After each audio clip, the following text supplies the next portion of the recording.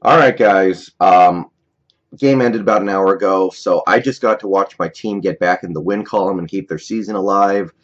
And right after that, I got to have Christmas Eve dinner. Really good prime rib, so I'm feeling pretty good right now. Some of the best things that have happened in the last few weeks, both revolving around sports and outside of sports. So Seahawks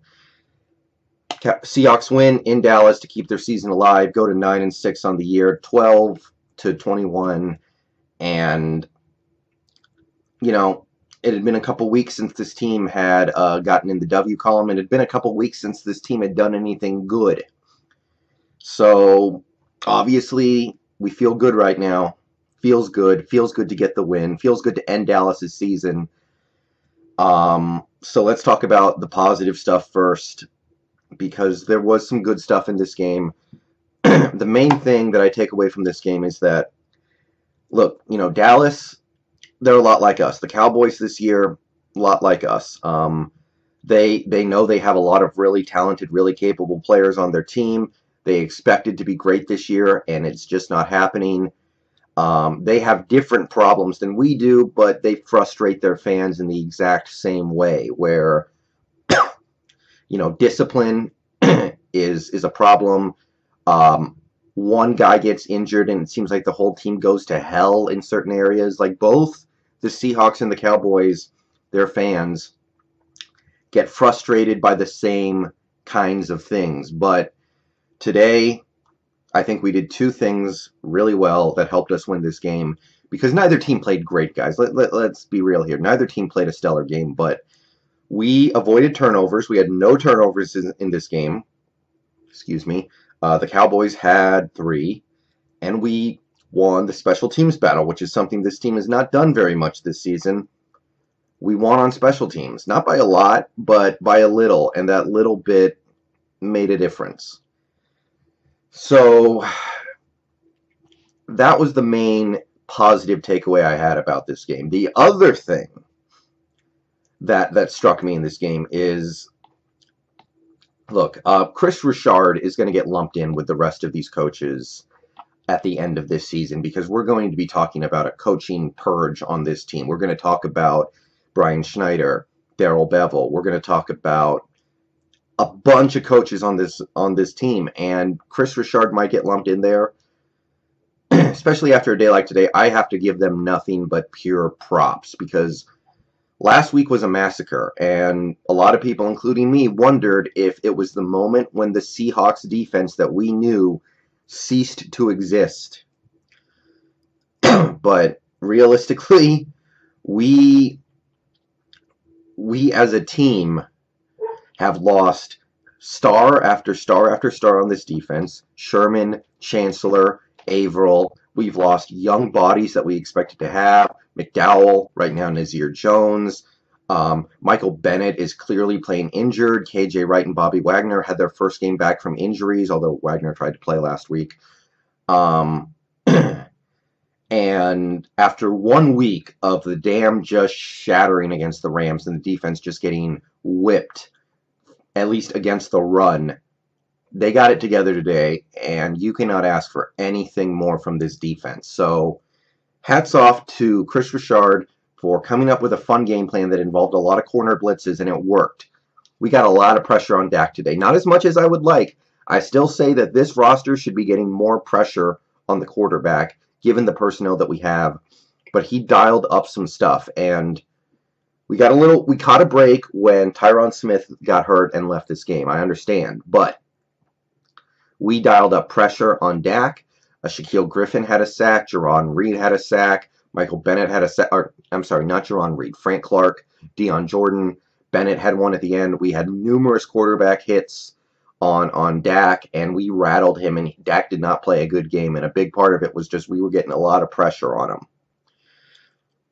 We stopped the run okay. It wasn't great, but I will take that, especially after what I saw last week. I think we caught a break because Scott Linehan, Cowboys play caller, went away from Zeke when it really looked like he was going to play a pretty good game, and they just didn't give him the ball enough. So, to me, Zeke played good, and we kind of escaped having to deal with him more than we did, but I'll take it after what I saw last week. Shout out to Justin Coleman for making a big play for us, the second big play of the year. Hey, that's a guy that we acquired in a throwaway trade right before the season started. He's been a solid nickel corner this season. Props to him. KJ Wright coming up with his second career interception. Love it. I mean, sometimes this year it seems like we're not getting the breaks on balls that get tipped up in the air. I mean, sometimes a ball gets tipped up in the air and you're thinking Earl Thomas is going to run under this and run it back, and most of the time this season it hasn't happened. Today we caught that break. We also had the fumble. Byron Maxwell bringing in back memories of that Super Bowl. And look, Maxwell gets beat a few times a game in coverage. He does. Maxwell, not going to be the cover player that we want him to be or that we wish he was, but Byron Maxwell is out there competing. He made some plays today. He made one of the biggest plays of the game when he forced that fumble on Dez Bryant. And for a dude we just picked up off the couch 2 months, not even 2 months ago, I'm going to keep saying it, not much else you can ask for. So I give my hats off to this defense, even though some guys on this defense, yeah, it frustrates me. Like Michael Bennett, who did get a sack at the end of this game, but Bennett is slowly turning into the player who almost makes the play. A couple years ago, when we were going to the Super Bowl, when we won the Super Bowl, Michael Bennett was the dude who made plays. Now he's getting older. He's playing through some injuries. He's becoming the guy who almost makes plays. He almost sacked Dak Prescott on a big third down. He almost brought down Ezekiel Elliott for a 5-yard loss in the backfield. It's always almost in these games, it seems like now. And I'm starting to regret that contract extension. We may have done it at the wrong time. But he gets next season to come back healthy, and we'll see what's up. But I'm going to say this. The offsides penalties, and Michael Bennett had 3 of them today, are not worth the production right now, because the production is a whole bunch of plays where you went, he almost got him. Almost ain't good enough. But yeah, defense, hats off. Can't ask for much better. Now, we won the game. We got a couple touchdowns on offense, mounted a couple of good drives, picked up some key first downs to help run out the clock at the end of the game, but we're going to talk about some of the stuff that doesn't go away just because you win a game. And Seahawks fans, it's exciting to still be alive. It's exciting to win. It's exciting to end the Cowboys season, but you cannot watch this offense and tell me you're satisfied with the way things are right now. There's no way. It is exhausting to watch this team sometimes. I mean, early in the game, Russell Wilson running around in the backfield, losing, damn near 20 yards on a sack. He's, overthrowing Tyler Lockett by 5 yards. And I'm just watching this and going, they say he's great. And I see him be great sometimes, but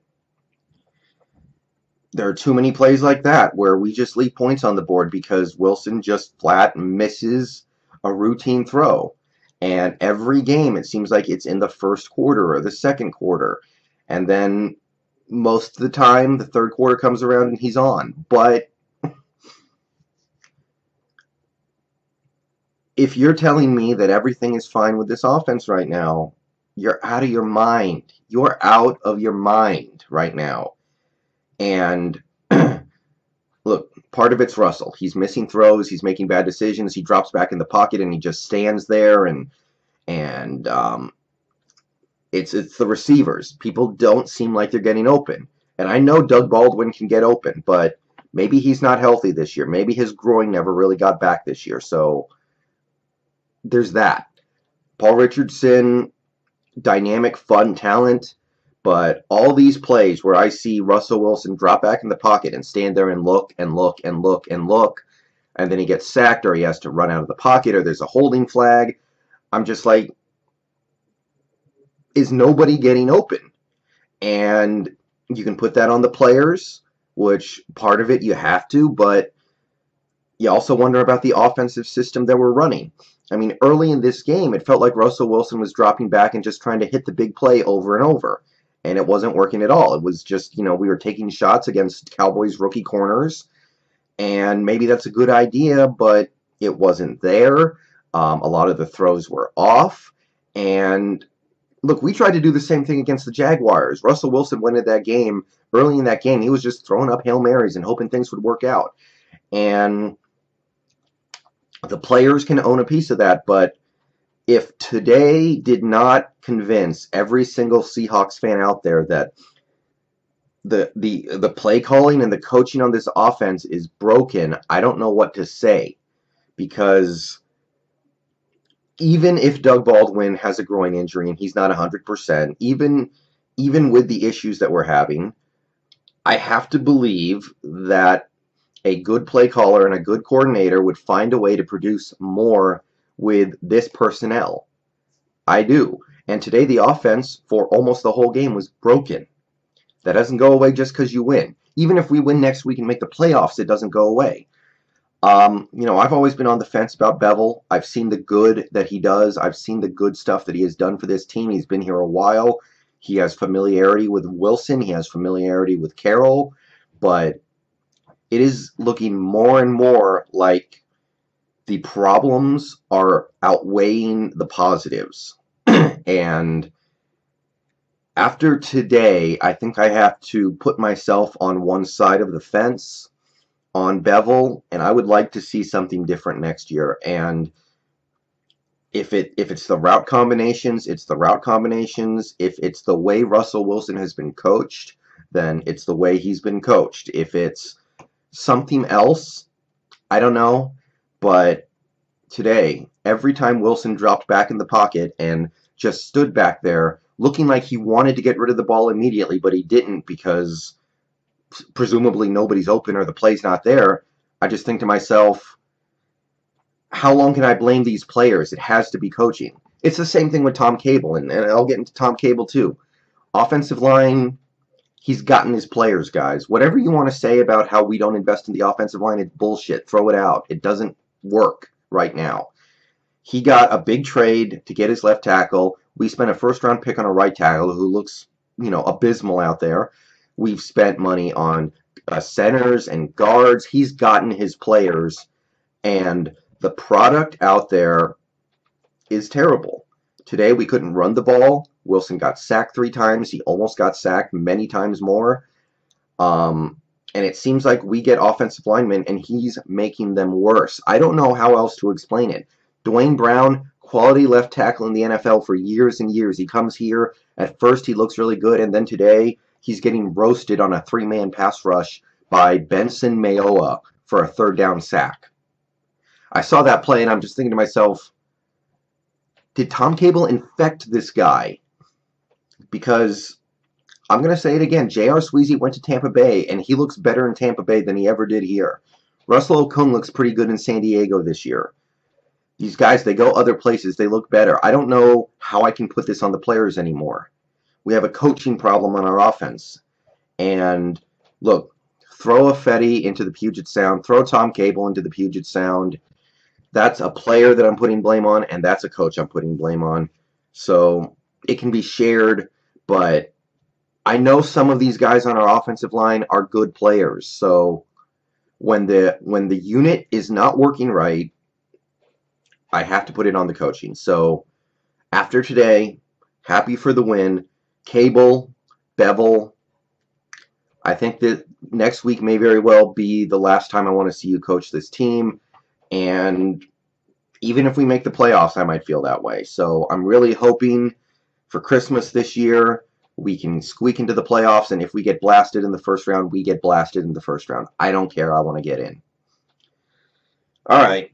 Long video. Emotional game today. We didn't make any big mistakes in this game. We sure as shit didn't make a lot of big plays on offense, but we made some on defense, and we held the fort together just enough to get this win. It feels good, but well, I'll say more about next week as we get closer and we figure out what it really means. So, see you guys later.